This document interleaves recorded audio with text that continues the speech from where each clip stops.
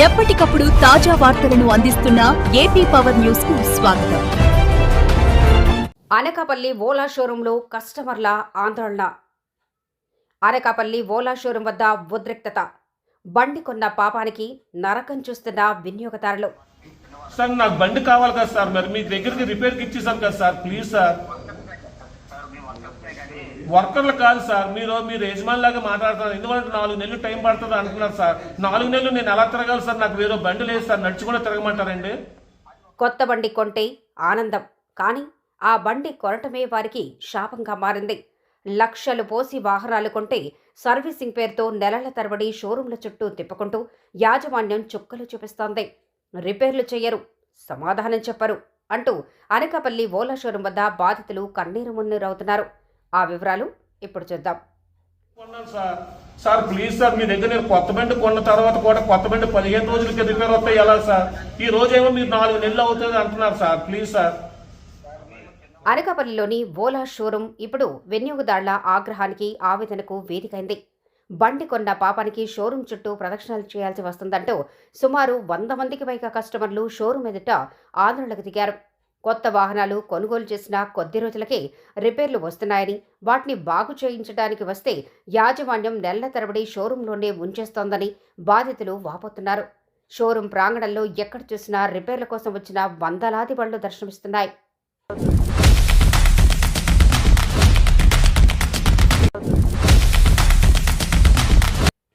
డబ్బులు కట్టి బండి కొన్నాం, కానీ మా బండి మా దగ్గర లేదు, షోరూం గోడౌన్లో మూలుగుతోంది అంటూ కస్టమర్లు తీవ్ర ఆవేదన వ్యక్తం చేస్తున్నారు.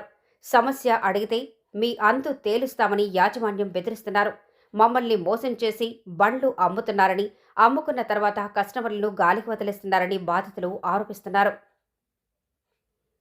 నెల రోజులైంది బండి ఇచ్చి, ఇప్పటికీ దిక్కులేదు, ఎవరూ సమాధానం చెప్పట్లేదు. ఇలాంటి షోరూంల నిర్లక్ష్యం వల్ల సామాన్యులు తీవ్రంగా నష్టపోతున్నారు. వినియోగదారులను మోసం చేస్తున్న ఇటువంటి సంస్థలపై ప్రభుత్వం తక్షణమే స్పందించి కఠిన చర్యలు తీసుకోవాలని, తమ సమస్యను పరిష్కరించాలని బాధితులు డిమాండ్ చేస్తున్నారు. సార్ ప్లీజ్ సార్, మీ దగ్గర నేను కొత్త బండి కొన్న తర్వాత కూడా కొత్త బండి 15 రోజులకి రిపేర్ వస్తాయి ఎలా సార్? ఈ రోజేమో మీరు 4 నెలలు అవుతుంది అంటున్నారు సార్, ప్లీజ్ సార్.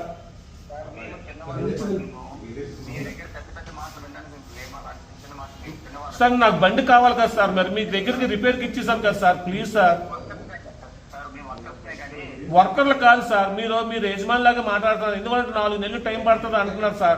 4 నెలలు నేను ఎలా తిరగాలి సార్? నాకు వేరే బండి లేదు సార్, నడుచుకుని తిరగమంటారండి. సార్ ఆల్రెడీ మీకు బండి ఇచ్చి 3 నెలలు అవుతుంది సార్. సార్ ప్లీజ్ సార్, నా ఎందుకు దయించండి సార్, నాకు ఏదో ఒక బండి ఇవ్వండి సార్, పాత బండి అయినా పర్లేదు సార్. కాదు సార్, ఎప్పుడు మీరు చెప్తున్నారు కదా సార్, 4 రోజులు పడుతుంది ఇంకా బ్యాటరీ రావడానికి మీరు అన్నారు కదా సార్. కాదు సార్ ప్లీజ్ సార్, నాకు కాదు సార్, ఇప్పుడు వరకు నేను 3 నెలల వరకు మీ షోరూమ్కి ఇంచుమించుకు ఒక 10-15 సార్లు తిరిగాను సార్. ఎవరు కూడా ఇక్కడ రెస్పాండ్ కాలేదు సార్. దయచేసి నా ఎందుకు దయించి నాకు ఏదో పాత బండి అని ఇవ్వండి సార్, ప్లీజ్ సార్. మీ కొత్త బండి అని ఇవ్వండి సార్, ప్లీజ్ సార్, కొత్త బండి అని ఇవ్వండి సార్. సార్ ఎవరు మీ సుపీరియర్ తోటి ఎవరితో మాట్లాడి నాకు ఏదో న్యాయం చేయండి సార్. నాకు రెండో ప్రత్యామ్నాయం లేదు సార్, ప్లీజ్ సార్. అలా కాదు సార్, మీ దగ్గర ఓలా బండి కొనుక్కోండి దేనికండి? ఎక్కడ వాడుకున్నారు సార్? 15 రోజులకి రిపేర్ అవుతాయి ఎలా సార్? ఎక్కడ రిపేర్ చేస్తారు సార్? మెల్లి వచ్చింది కదా సార్, మెల్లి వచ్చింది కదా సార్. కొత్త బండి ఇంటికి రిపేర్ రావాలి సార్. ఎన్నిసార్లు చేస్తారు సార్ రిపేరు? ఎన్నిసార్లు సార్? నేను మీ షోరూమ్కే తిరగమంటారండి ప్రతిరోజును? మీరు ఇప్పుడు ఎన్నిసార్లు తిరగండి? మీ మెకానిక్ చెప్పాడు కదా సార్. ఎక్కడ నుంచి చేసేస్తారండి అది? ఇప్పుడు ఎన్ని రోజులకు వస్తుందండి అప్రాక్సిమేట్లీ? ఇప్పుడు ఎన్ని రోజులకు వస్తుందండి?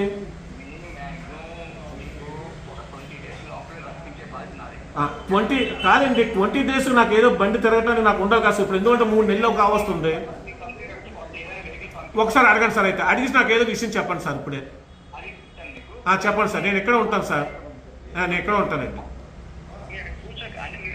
మాట్లాడండి అంతే, అంతేగాని ఆగమంటే నేను ఆగను.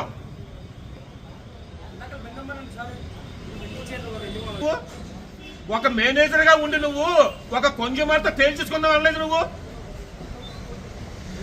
నువ్వు తేల్చుకుందామని ఎందుకన్నా కొంచెమర్ తోటి అంత తొగువాడుతో తేల్చేసుకుంటావా నువ్వు అంత మొక్కడు వ్యక్తి నువ్వు తేల్చేసుకోవడానికి రైతు ఇక్కడికి నాకు న్యాయం చేసి నేను వచ్చి తేల్చి